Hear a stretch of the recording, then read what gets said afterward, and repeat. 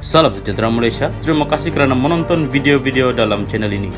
Sebelum kita mula, jangan lupa untuk tekan tombol subscribe, share, like dan komen. Let's go! Salam sejahtera, salam perpaduan kepada seluruh rakyat Malaysia dan pendengar berita panas hari ini dipetik dari BH Online bertajuk Jika keputusan PAU tak sah, Ros ada kuasa tangguh pemilihan UMNO. Berita penuh. Bekas Perdana Menteri Datuk Seri Ismail Sabri Yaakob menggesa pendaftaran pertubuhan ROS membuat keputusan segera berhubung usul jawatan Presiden dan timbalan Presiden UMNO tidak dipertandingkan pada pemilihan parti itu 18 Mac ini. Ismail Sabri yang baru-baru ini mengumumkan tidak mempertahankan jawatan Naib Presiden UMNO berkata jika ROS membuat keputusan ditetapkan Perhimpunan Agung UMNO PAU itu sebagai tidak sah, mungkin ramai calon akan bertanding bagi merebut dua jawatan tertinggi parti itu, termasuk mereka yang sudah mengumumkan untuk bertanding jawatan Naib Presiden. Justru, ROS perlu membuat keputusan dengan cepat mengenai perkara itu dan jika ia tidak sah, melarang pertandingan jawatan Presiden dan timbalan Presiden UMNO, ROS mempunyai kuasa untuk menangguhkan pemilihan. Susulan itu, UMNO perlu membuka semula pencalonan untuk semua jawatan katanya kepada BH hari ini.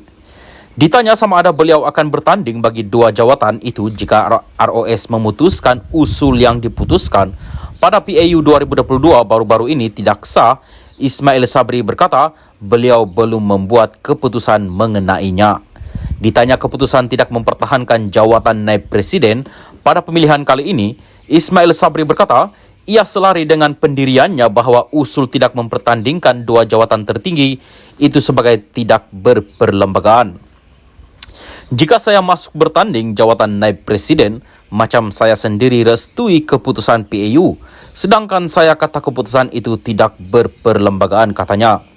ROS sebelum ini memberikan tempo 60 hari bermula 20 Januari lalu kepada UMNO untuk mengemukakan maklumat yang diperlukan susulan aduan dua ahli parti itu supaya semakan dibuat terhadap usul tambahan yang diluluskan semasa PAU 2022. Pada 15 Februari lalu, Presiden UMNO Datuk Seri Dr. Ahmad Zahid Hamidi berkata, parti itu yakin ROS akan meluluskan usul tambahan itu kerana UMNO mematuhi segala peraturan mesyuarat yang sudah ditetapkan dan selari dengan perlembagaan parti itu. Selain penjelasan mengenainya, sudah dibuat kepada ROS. Sementara itu, Ismail Sabri menafikan dakwaan beliau mahu bersara daripada politik. Sebaliknya, menegaskan akan terus aktif dalam dunia politik selaku ahli Parlimen Beira walaupun tidak lagi bergelar Naib Presiden UMNO.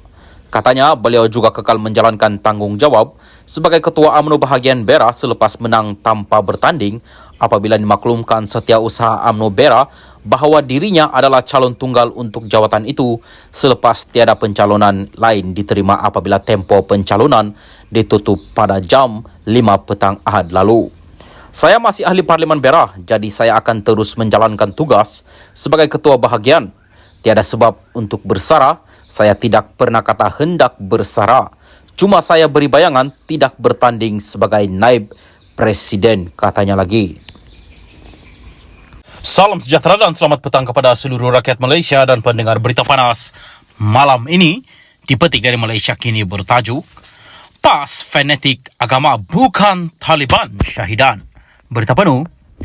PAS mungkin pernah disamakan seperti Taliban tetapi bagi ahli Parlimen Arau, Syahidan Kasim, dia memiliki pendapat berbeza. Kata Syahidan, PAS didukung oleh golongan fanatik agama yang mempunyai toleransi tinggi terhadap penganut agama-agama lain. Syahidan menyebut mengenai patung Buddha berbaring terpanjang di Malaysia yang dibina di Kelantan bagi menunjukkan contoh toleransi parti Islam itu. Kelantan ada patung Buddha terpanjang. Ada pernah dia buat ganggu apa-apa? Toleransi agama cukup tinggi bagi orang yang fanatik agama. Saya fanatik agama Islam. Saya bersongkok dari dulu, kini selamanya. Saya nak bagi tahu lagi kuat agama, lagi bersifat toleransi tinggi. PAS akan mengamalkan terus pendirian dari segi agama, iaitu bila kita fanatik pada agama, kita sebenarnya menjadi orang baik, kata katanya ketika membahaskan belanjawan 2023 di Dewan Rakyat hari ini. Sebaliknya, Syahidan menyatakan kebimbangannya mengenai pengaruh pemikiran liberal. Yang jadi masalah ialah pemikiran liberal. Ada orang Islam kata, ini kami liberal.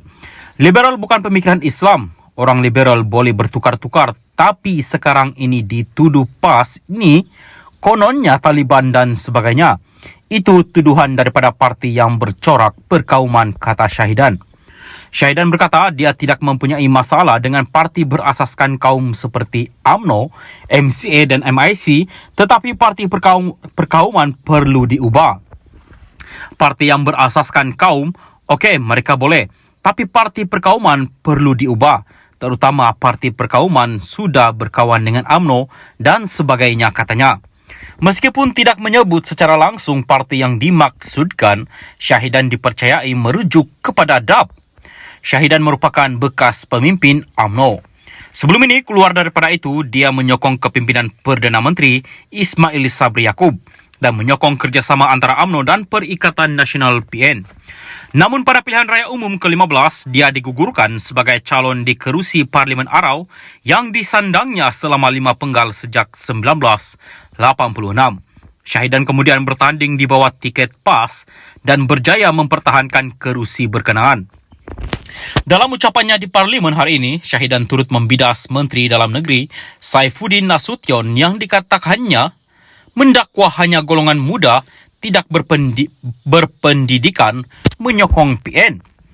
Justru dia meminta golongan muda supaya mengundi PN dalam 6 pilihan raya negeri akan datang. Dia, Saifuddin, kata orang menyokong PN ni orang yang tak ada pendidikan, naik motor. Mana boleh dia menghina orang macam itu? Orang yang sokong mereka PH, orang yang ada pendidikan, orang handsome. Mana boleh buat macam tu, tak baik. Tapi tak apa, orang muda, dia cakap macam tu, saya nak orang muda semua sekali sokong PN untuk Tawan Selangor, Negeri Sembilan dan Pulau Pinang, katanya. Dalam ucapannya, Syahidan turut berjanji sekiranya PN berkuasa, gabungan itu akan memberi lebih banyak bantuan tunai kepada rakyat dan allowance kepada penjawat awam. Meskipun menyambut baik pengumuman Perdana Menteri Anwar Ibrahim untuk memberikan bonus RM700 kepada penjawat awam dan belanjawan 2023, dia menggesah jumlah itu dinaikkan kepada RM1,000 memandangkan keadaan ekonomi yang sukar bagi rakyat.